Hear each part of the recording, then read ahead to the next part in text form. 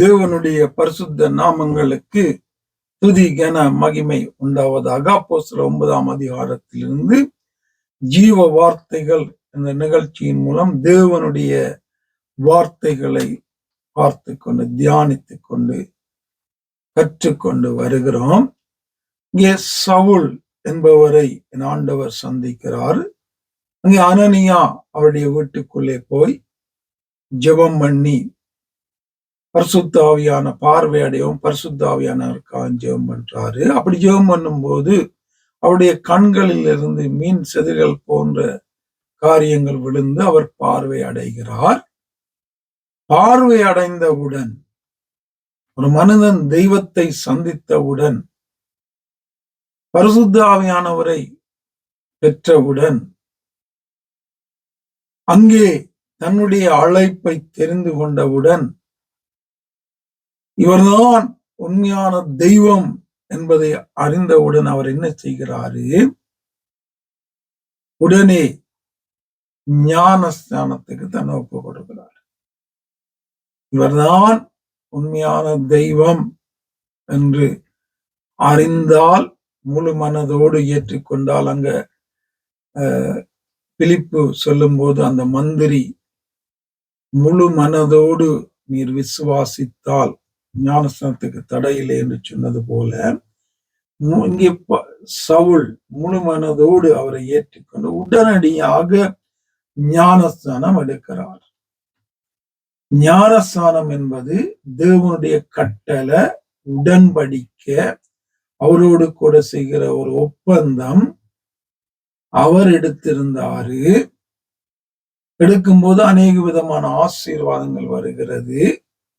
ஞானஸ்தானத்தை பொறுத்து செய்தி கொடுத்திருக்கிற சுரேன் அன்றன் என்று யூடியூப்ல போய் பார்த்தீங்கன்னா இருக்கும்.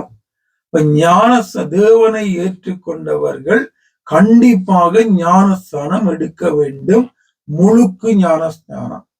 இதை விலக்கி வைக்க கூடாது. நாங்க கத்தரிக்கல எடுத்துருங்க, பிரச்சனை இல்லை.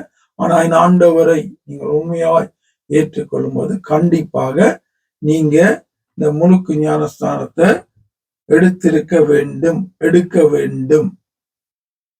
ஆவியானவர் உங்களுக்கு உதவி செய்வாராக. அப்ப என்ன, பவுல் ஞானஸ்தானம் உடனே எடுக்கிறாரு. எடுத்து பின்பு அவன் போஜனம் பண்ணி பலப்பட்டான். உபவாசம் இருந்தாருல்ல.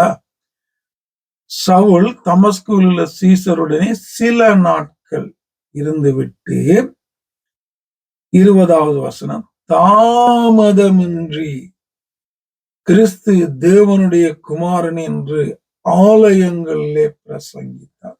பாருங்க, ஆவியானுடைய அபிஷேகம் பெற்றாரு. இயேசுவை சந்தித்தார். நேர அங்கே அவருடைய திட்டத்துக்கு சித்தத்தை காத்திருந்து அவர் வந்து உடனடியாக ஊழியத்துல இறங்குறாரு, தாமதமின்றி. அது மட்டுமல்ல, அந்த ஊழியத்துல எதுக்கு முக்கியத்துவம் கொடுக்கிறாருண்டா, பிரசங்கித்தார். வார்த்தைக்கு வார்த்தை என்றா இயேசு, இயேசு என்றா வார்த்தை. வார்த்தைக்கு முக்கியத்துவம் கொடுத்து செய்யப்படாத எந்த ஊழியத்திலும் தேவனுடைய மகிமையை காண முடியாது. தேவ ஆவியானுடைய நடத்துதலை காண முடியாது. ஜனங்களை தேவன் சந்திப்பதை காண முடியாது. ஜனங்கள் ரட்சிக்கப்படுவதை காண முடியாது. இங்க தேவனுடைய வார்த்தைக்கு முதலிடம் கொடுத்து அதன்படி செய்யாத எந்த ஊழியத்திலும் தேவனுடைய காரியங்களை காண முடியாது. இதை நல்லா அறிஞ்சு கொள்ளணும். இன்னைக்கு வசனத்தை விட்டு எங்கேயோ போய்கொண்டிருக்கிறோம். பாடல்களை பார்த்தா கூத்தும் கும்மாளமும் ஒரு பொப்பாட்டு போல ஒருத்தன் ஆட வைக்கிறதுக்கு, குதிக்க வைக்கிறதுக்கு, துள்ள வைக்கிறதுக்கு தான் பாடல்கள் எழுதப்படுகிறது. அதைத்தான் சபைகள்லயும் பாடுறோம், துள்றோம், குதிக்கிறோம், எல்லாம் பண்றோம். இது வார்த்தைக்கு புறம்பானது. இது வார்த்தைப்படி செய்கிற ஊழியங்கள் கிடையாது. வசனத்தின்படி பாட்டு எழுதுங்க, வசனத்தின்படி பாடுங்க, வசனத்தின்படி ஆராதிங்க. அதை விட்டுட்டு போயிடாத. வசனத்தை விட்டு போவாயானால், அதன்படி காரியங்களை செய்யாவிட்டால் நிச்சயமாய் நீ அக்கினிக்குள் போவாய் என்பதை மறந்து விடாது. வசனத்தை விட்டு போனா இயேசுவை விட்டு போறீங்க. இதை மறந்துடாதீங்க. வசனத்தின்படி ஊழியங்கள் செய்யலைன்னா இயேசுவின்படி இயேசு விரும்புகிறபடி செய்யல, தேவ சித்தத்தின் திட்டத்தின்படி செய்யல. மறந்துடாதீங்க. வார்த்தைக்கு முதலிடம் கொடுங்க. அப்போஸ்தலர் நடவடிக்கைகளை பாத்தீங்கன்னா பிரசங்கித்தாங்க, வசனத்தை சொன்னாங்க, போதித்தாங்க. எப்படியான காரியங்களைத்தான் பார்க்க முடியும். அதெல்லாம் பெரிய காரியங்களை அங்கே ஆண்டவர் செய்தார்.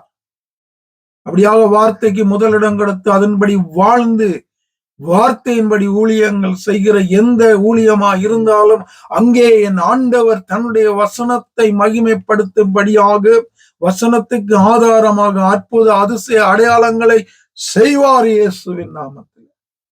வசனத்தை விட்டுட்டு அங்கே இங்க ஓடுகிறோம், அலைகிறோம், வாழுகிறோம். அதெல்லாம் எல்லாத்திலையும் குறைவு. ஆவியானவர் வார்த்தைக்கு முதலிடம் கொடுத்து அதன்படி வாழ்ந்து ஊழியங்களை செய்ய தொடர்ந்தும் எனக்கும் உங்களுக்கும் உதவி செய்து வழி நடத்துவாராக. ஆமென்.